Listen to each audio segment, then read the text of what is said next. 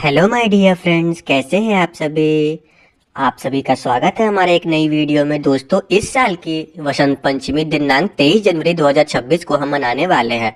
तो चलिए इस वीडियो में जानते हैं सरस्वती पूजा के इतिहास के बारे में, शुभ मुहूर्त के बारे में और उस दिन हमें क्या करना चाहिए और क्या नहीं करना चाहिए।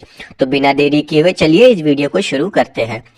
सरस्वती पूजा, जिसे वसंत पंचमी भी कहा जाता है, एक प्राचीन हिंदू त्योहार है जो देवी सरस्वती की पूजा के लिए मनाया जाता है। हिंदू पौराणिक कथाओं के अनुसार सरस्वती देवी ब्रह्मा जी की पत्नी है और ज्ञान, विद्या, संगीत और कला की देवी है। कहा जाता है कि ब्रह्मा जी ने जब सृष्टि की रचना की तो उन्होंने सरस्वती देवी को ज्ञान और विद्या का देवी बनाया। वसंत पंचमी का त्योहार वसंत ऋतु की शुरुआत का प्रतीक है, जो फसल कटाई के मौसम की शुरुआत है। इस दिन देवी सरस्वती की पूजा की जाती है ताकि वे ज्ञान, विद्या और कला के क्षेत्र में सफलता प्रदान करें।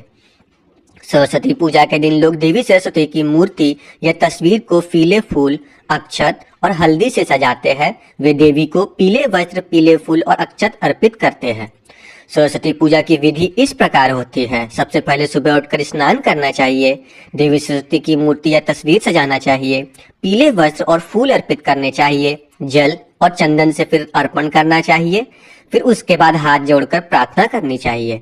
फिर उसके बाद माता को भोग लगाए और फिर आरती करना चाहिए। ज्ञान की और विद्या की देवी सरस्वती पूजा के दिन ज्ञान और विद्या देवी की पूजा है, जो हमें ज्ञान और विद्या के क्षेत्र में सफलता प्रदान करती है और इस दिन से वसंत ऋतु की शुरुआत हो जाती है।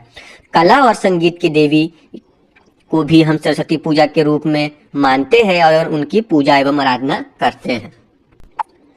बात करें शुभ मुहूर्त की, तो वसंत पंचमी 2026 का शुभ मुहूर्त सुबह 7:13 से लेकर दोपहर 12:33 तक है। इस दौरान सरस्वती पूजा करना विशेष फलदायी माना जाता है और माना जाएगा। इस दिन सबसे पहले आप सरस्वती माता की विधि पूर्वक पूजा करें, पीले वस्त्र पहने, अक्षर अभ्यास करें, किताब और पेन की पूजा करें।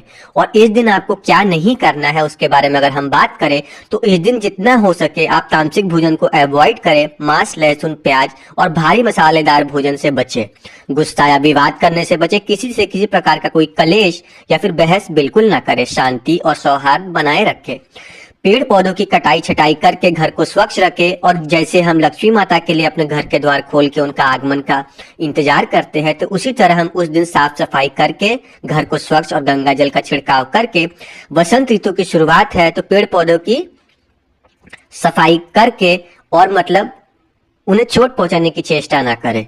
उस दिन विशेष रूप से काले वस्त्र बिल्कुल ना पहने। काला रंग तो वैसे भी नकारात्मक का प्रतीक होता है, लेकिन जब भी हम सरस्वती माता का ध्यान करते हैं तो हम साफ, निर्मल, स्वच्छ और सफेद चीजों का ही ध्यान स्मरण में आता है। तो इसलिए उस दिन काले वस्त्रों को, काली चीजों को बिल्कुल दूर रखें। दोस्तों, मैं मिलती हूँ